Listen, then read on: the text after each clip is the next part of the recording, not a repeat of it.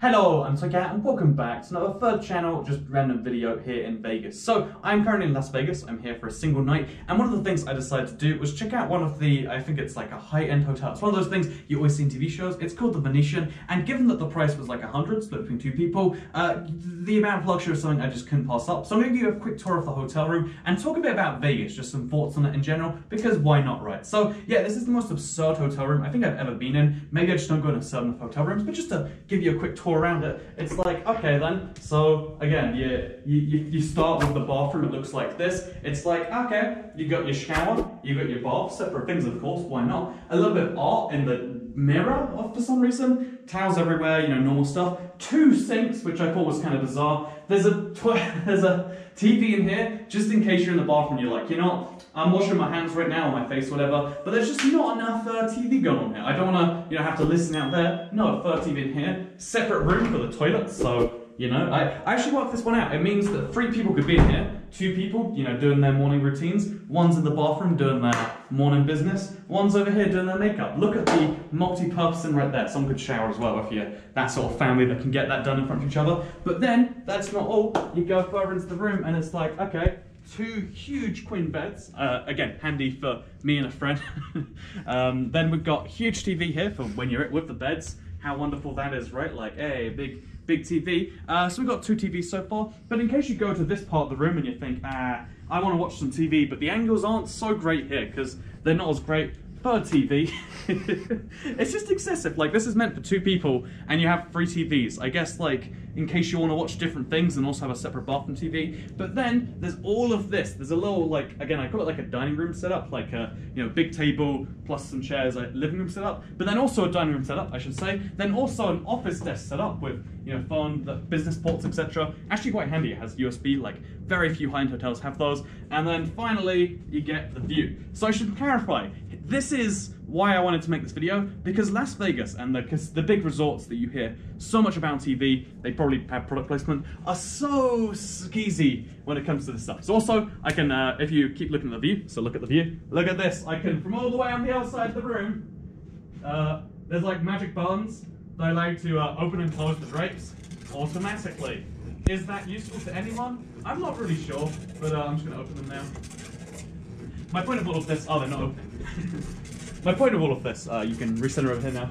My point of all of this is, so to get that view, it's a quite a nice view of the Las Vegas surroundings. At check-in, they're like, oh, $40 more, and you can have that, you know, room review 40. Every single thing here, if you want to check into the room early, oh, we can free up a room for you. Oh no, your room, it's clean now, but it's $40 to go in, or you can wait till free. There's so many upsells, and that's something you should be familiar with, right? But it's interesting because one of the things you don't realize is when you hear the term luxury, when you hear the term budget, you assume they're separate things. And because I'm fascinated by the world of, I guess, hotels and airlines. They both sell functionally the same service. They get you places so you can do a thing there. You know, they've got leisure travelers, they've got business travelers. Obviously, there's some differences in that, like, airlines have people who just like flying like me, and, you know, hotels have people who want to cheat on their wives. But, you know, the point is, like, they both have the business of traveling somewhere and getting you there, and you assume luxury and budget are very different ends. But in the hotel game, you see budget luxury, and this is what I would say is budget luxury. It's like, oh yeah, you get in the hotel, it costs you, again, I think it was 100, you know, for a single night for both of us. So split that, it's pretty cheap. But then when you get here, there's $44 plus tax. It was absurd. Mandatory resort fee charge. This is a very American thing that just somehow is legal to be like, oh yeah, you paid 100 for the room, but legally you have to pay us 44 or you can't use it. And, you know, this is not refundable, by the way. So guess what? Like, you know, the 100 for the room. It's like, okay, so I just have to pay extra. Then it's like, you know, there are all these upsells. It's like, want the room with the view? Well, I mean, you could sit on the 2nd floor of the hotel you've got it, or you can pay the money. There were so many opportunities to upsell. The Wi-Fi is more. The water is literally $15, and it's weight sensitive. Wait, over here, you can see there's a bunch of snacks. They're plugged in. Can you see the plug properly here? They're literally plugged in, so if you pick one up, you're instantly charged. It's absurd the level these things get to. There are casinos on the way to your hotel room. It's impossible to get, slot machines. It's impossible to get to your slot machine without going past one of these things.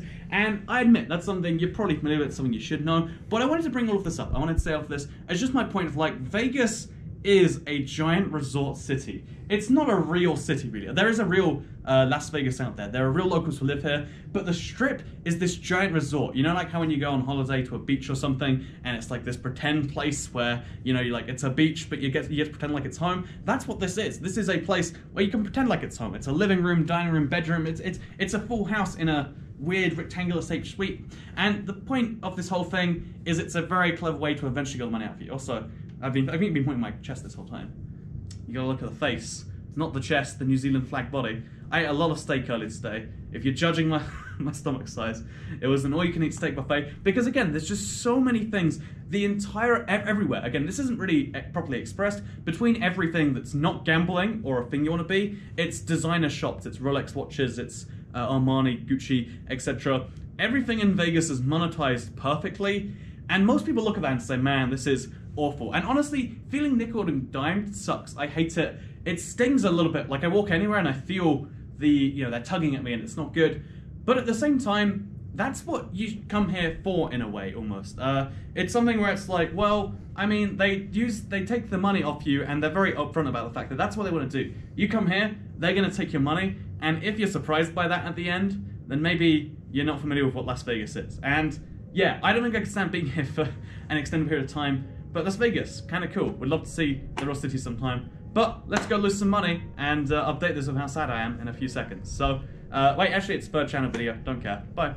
So you know, I figured I would update this story because I went in there with the intention of losing money, and let me clarify, most of the time, statistically speaking, you will lose money. But let me tell you the story because I pulled out I think maybe $240 from an ATM, being like, okay, we're gonna lose this tonight. It's gonna be an expensive night, but that's what you do in Vegas, right? Statistically, you go there, you probably lose money. Hopefully I don't lose all of it, but we'll see what happens. So I go into my first machine, I take 20, I put it in there, I lose it near instantly. You know, like there was a welcome bonus bet, but I managed to lose despite that, and it's like, okay, that's a good sign of things to come. The second 20 I pull out, because it's all in 20s for some reason, I throw it in the machine, and it starts going really, really well. Like the 20 turns into 30, turns into 40, into 60, and I end up, after about 40 minutes with $107 and maybe like 40 cents or something, and it's like, my God, I just took 40 or 20 if you want to say it that way, and turned it into literally 100. I am up big tonight. It's only going to go down here from here. But my friend was like, well, you can't stop gambling there. That's, you don't go to Las Vegas and then play 40 minutes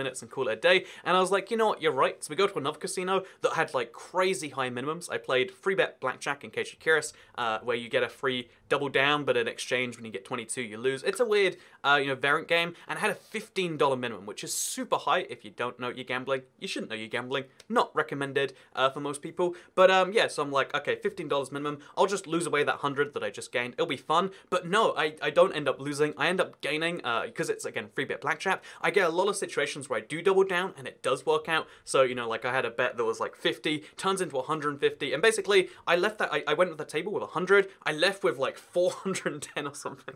And then I posted that on Twitter, and I was like, you've got to stop now. How did you go from 20, or you could argue 40, to 400? And I'm like, no, you don't tell me what to do. I am losing this money. But again, despite, I would say trying to lose money, but realistically, I was being at least somewhat conservative with the bets. I was going kind of wild. We were sat next to this, couple from America, very American couple, and they're just, having fun there too. And then at one point she goes, this is gonna be a blackjack. And I'm like, you reckon? I wager it all down, like 250 or something, and the bet actually does go well. I get like 600 back. I'm going big. I think the total I had at this point was like $1,000, but then after that, it kind of whittles down. And I ended up, even though I lost a lot of money near the end there, I still ended up, taking in 40 and leaving with $405 and like 80 cents. It was a pretty good night. I don't think most people, again, like statistically, the vast majority of people who go to Vegas don't leave with money, and somehow it just so happened that this is like the biggest gambling win of my life. So yeah, gambling, really bad, but